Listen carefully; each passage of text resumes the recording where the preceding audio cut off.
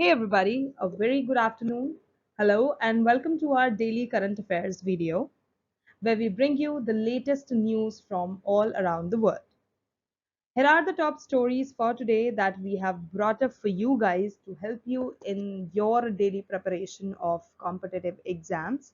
So now let's quickly get into the video and look for the top 10 questions and answers that made a mark and were in the highlights recently. So yes, let's quickly get into the video. First up, we have question number 1. Which state is set to develop the Konark Sun Temple Complex? Option A, West Bengal. Option B, Odisha. Option C, Assam.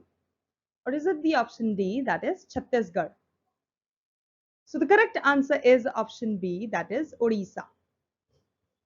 The Odisha government has recently decided to develop the Konark Sun Temple Complex with an outlay of almost approximately rupees 209 crores. Well, that's a huge amount.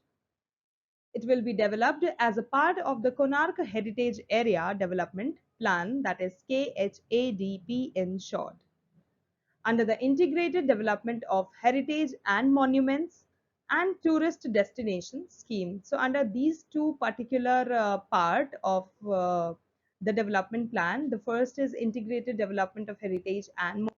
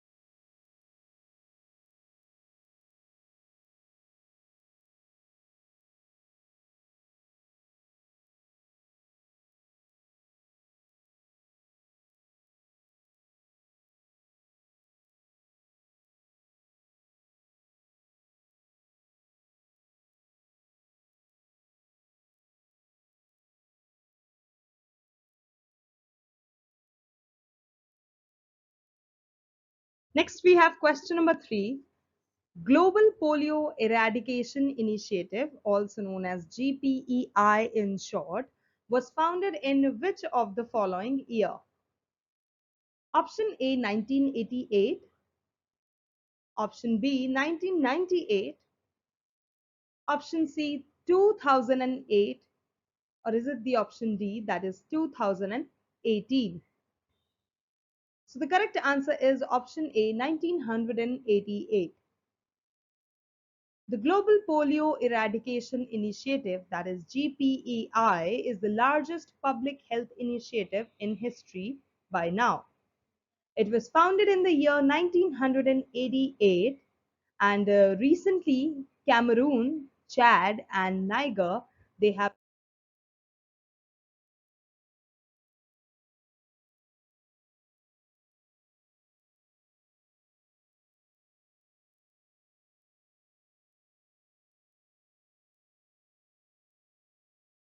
So next up we have question number 4.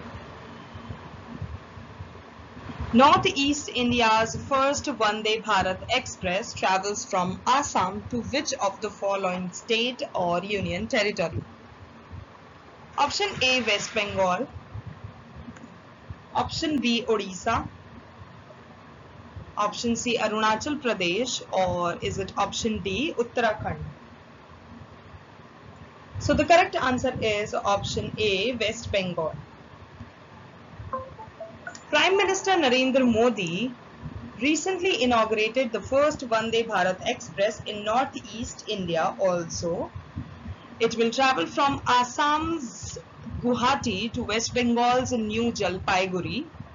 The Vande Bharat Express will operate 6 days a week except Tuesdays and will cut down the travel time between Guwahati and New Jalpaiguri by total of 1 hour.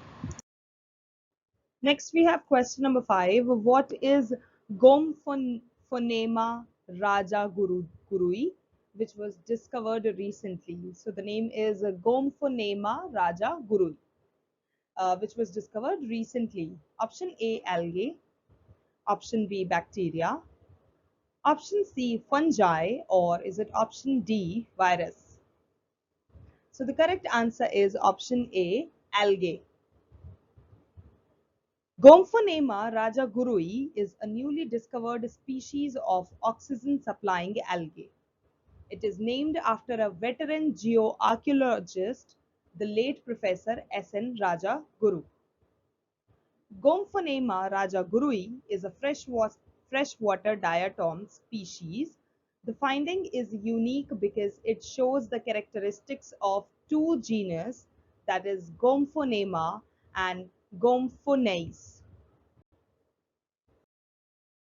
Next, we have question number 6. Which company is set to build Israel's most powerful AI, that is artificial intelligence supercomputer, known to be as Israel 1? And the options are option A, Samsung, option B, NVIDIA, option C, IMD, or is it the option D, Qualcomm? So the correct answer is option B, that is NVIDIA. Israel 1 is an Israeli supercomputer that is set to be built by NVIDIA company super soon. It will be partly operational by the end of this year, that is by the end of 2023. The system is expected to deliver performance of up to 8 exaflops of AI computing that will essentially make it one of the world's fastest AI supercomputers. So not only the fastest computer, but the world's fastest supercomputers. Next, we have question number 7. Which institution released the Forever Toxic, the Science on Health Threats from Plastic Recycling? Option A, WMO. Option B, UNEP. Option C, WHO. Or is it option D, that is Greenpeace Philippines? So the correct answer is option D, that is Greenpeace Philippines. The report titled Forever Toxic, the Science on Health Threats from Plastic Recycling was released recently by Greenpeace Philippines. According to this report, recycling can increase the toxicity of plastics. The report was released ahead of the second session of the Intergovernmental Negotiating Committee to develop a global plastics treaty being held at Paris, France. Next, we have question number 8. Which institutions released the Hunger Hotspots Early Warnings on Acute Food Insecurity report? Option A, World Bank, IMF, International Monetary Fund.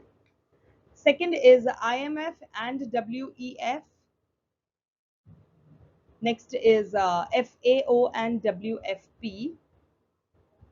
Or is it the option D, that is WHO, FAO? Correct answer is option C, that is FAO and WFP. So these are the two institutions that have released the hunger hotspots. A new report titled Hunger Hotspots by FAO WFP Early Warnings on Acute Food Insecurity was released recently. According to this report, Pakistan, Afghanistan, and Myanmar are among the hunger hotspots in the world. Acute food insecurity can potentially increase in magnitude and severity for 18 areas in 22 countries that can be seen in the near future. And the three hotspots by these institutions are namely Pakistan, Afghanistan, and Myanmar. These are the hotspots that can face the hunger and the acuteness of hunger and food insecurities in the near future. So guys, ahead we have shared some of the abbreviations that we saw in the recent questions, and these are some of the very important terminologies that can help you in the preparation of your examination. As you guys must be aware that abbreviations, they play an important role in exams for several reasons. For example, firstly, they can save time by allowing you to write out long words and phrases more quickly, just in case if you're like opting for an examination that has a time limit and that need to move quickly. And I mean, like the candidates, they need to move quickly through the questions, so it becomes all the more very helpful for you to memorize the abbreviation that you have learned and put it in the smaller form and just come to the next question. Secondly, it becomes all the more easier to memorize also, because when you are studying for an exam, there's a lot of information to remember, and you thus using these kind of abbreviations that can help you remember key terms and concepts more easily. For example, just with a click, if you see the abbreviation IMF, and you know the expansion stands for International Monetary Fund. So it becomes all the more easier for you to gather the information that is there in your brain. For example, it stands with the word monetary, which means it is related to money and fund and finance and all of that. So yes, using these abbreviations, they can help you remember key terms and concepts, which can be especially helpful when you're under pressure during the examination or something like that. So please go through these abbreviations that we do share in our um, videos, as these terms and these terminologies are also very important with the perspective of your examination. So the very first that we have seen recently is IMF. It is a very common term that we do see here and there and everywhere, almost everywhere when we talk about fund and finance. So it stands for International Monetary Fund. Second, we have WEF, which stands for World Economic Forum. Third, we have FAO, that stands for Food and Agriculture Organization. Fourth, we have WFP, that stands for World Food Program. And the last, that is WHO. You guys are already must be already aware about it, but yes, let us tell you that that stands for World Health Organization. So don't forget to memorize all these abbreviations before going and sitting for the examinations, as you might come across some of the questions related to these terms. Next, we have question number 9. Which country has introduced a robot called Kachaka with capacity to deliver items through voice commands? Option A, China. Option B, Japan. Option C, North Korea, or is it option D, South Korea? So the correct answer is option B, Japan. A Tokyo-based startup Preferred Robotics has introduced a robot called Kachaka for home usage. It has the capacity to deliver items through voice commands, which means you just take the name and give the command, and that robot is going to perform the task for you. The robot's AI technology enables it to analyze camera images, allowing it to detect and avoid obstacles. Kachaka has a maximum carrying capacity of 20 kg, including the attached table. Okay, so the last question for today's current affairs video, we have question number 10. Lipizzans which are seen in the news recently belong to which of the following species?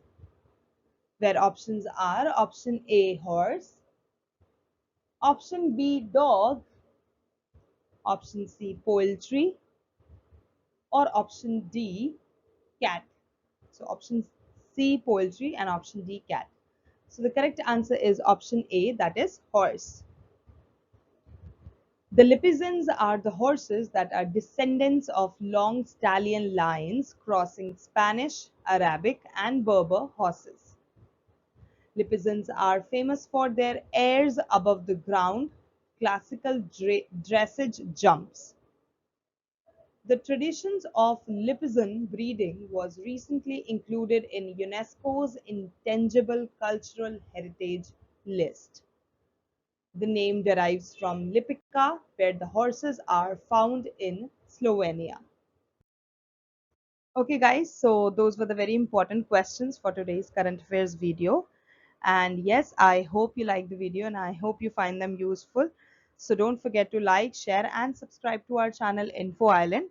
And if you have any query, any question, any suggestion or any kind of recommendation, they all are very much welcome on our channel. So please go back and comment down below in the comment section and let us know about it all. And yes, don't forget to follow our channel for more such informative videos, as we do try to help you guys in your daily competitive exam, in your daily preparation of for your competitive exams. So yes, that's it for today. Thank you so much for watching. Let's keep learning, keep sharing and keep supporting each other.